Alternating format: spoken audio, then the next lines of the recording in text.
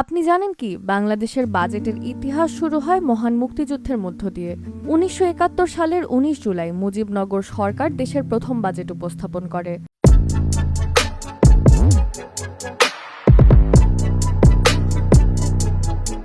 তখন অর্থমন্ত্রী ছিলেন এম মনসুর আলী।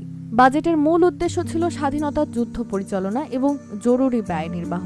বাজেটের ব্যাখ্যায় বলা হয়েছিল এই বাজেট সরাসরি ও পরোক্ষভাবে মুক্তিযুদ্ধকে সহায়তা করবে এবং আশা করা হয়েছিল ৩ মাসের মধ্যেই দেশ স্বাধীন হবে। স্বাধীনতার পর ১৯৭২ সালের ৩০শে জুন বাংলাদেশের প্রথম অর্থমন্ত্রী তাজউদ্দিন আহমেদ নবগঠিত দেশের প্রথম জাতীয় বাজেট উপস্থাপন করেন। তিনি একসঙ্গে ২টি অর্থ বছরের বাজেট ঘোষণা করেছিলেন। তখন বাজেটের আকার ছিল মাত্র ৭১৯ কোটি টাকা। যুদ্ধবিধ্বস্ত অর্থনীতি, ধ্বংসপ্রাপ্ত অবকাঠামো এবং লাখো বাস্তুচ্যুত মানুষের পুনর্বাসন ছিল সেই বাজেটের প্রধান লক্ষ্য।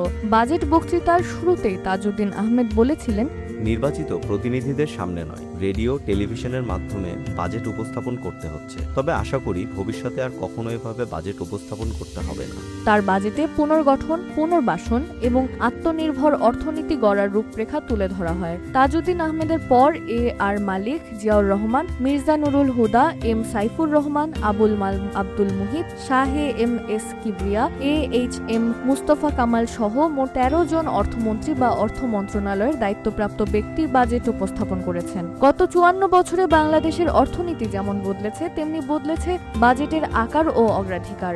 ১৯৭৬ সালে প্রথমবার কালো টাকা বৈধ করার সুযোগ দেওয়া হয়। ১৯৯১ সালে চালু হয় ভ্যাট ব্যবস্থা। ১৯৯৭ সালে শুরু হয় সামাজিক নিরাপত্তা কর্মসূচির আওতায় বয়স্ক ভাতা। পরবর্তীতে অবকাঠামো উন্নয়ন, তথ্য প্রযুক্তি, সামাজিক সুরক্ষা এবং বৃহৎ উন্নয়ন প্রকল্প বাজেটের গুরুত্বপূর্ণ অংশ হয়ে ওঠে। ২০০৯ সালের পর বাজেটের আকার দ্রুত বাড়তে থাকে। অবকাঠামো, সামাজিক সুরক্ষা, ডিজিটাল উন্নয়ন এবং বৃহৎ উন্নয়ন প্রকল্পগুলো বাজেটের প্রধান অংশ হয়ে দাঁড়ায়। ২০২৪-২৫ অর্থ বছরে দেশের ইতিহাসে সবচেয়ে বড় বাজেটের আকার দাঁড়ায় ৭,৯৭,০০০ কোটি টাকা। আর ২০২৫ সালে অর্থ উপদেষ্টা সালেউদ্দিন আহমেদ জাতীয় বাজেট উপস্থাপন করে এই দীর্ঘ ইতিহাসে ১৪তম বাজেট উপস্থাপক হিসেবে যুক্ত হন। তাজউদ্দিন থেকে সালেউদ্দিন, বাংলাদেশের ৫৪টি বাজেট কেবল সংখ্যার গল্প নয়, বরং একটি জাতির সংগ্রাম, পুনর্গঠন, উন্নয়ন এবং অর্থনৈতিক অগ্রযাত্রার ইতিহাস।